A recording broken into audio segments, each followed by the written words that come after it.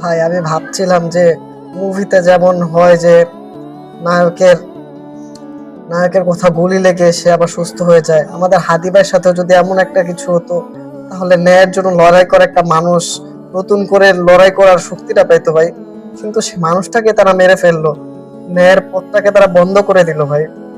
আমাদের প্রত্যেকের ভিতরে একটা হাদি আছে, সে হাদিকে জাগ্রত করতে হবে এবং ন্যায়ের জন্য লড়াই করতে হবে। কারণ হাদি ভাইকে নিজের ভিতরে ধারণ করতে হবে, না হলে অন্যায়ের বিরুদ্ধে লড়াই করা যাবে না ভাই। যে একটা মানুষ ছিল যে সবার জন্য কথা বলতো, সেই মানুষটাকে তারা মেরে ফেললো।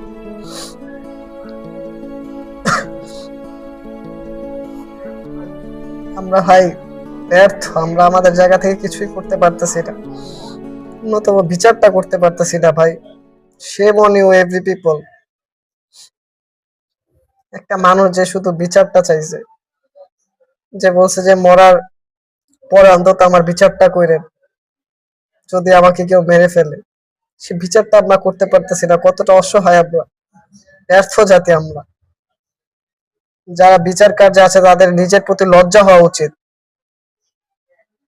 যে তারা হানিবার খুনিকে বের করতে পারতেছে না।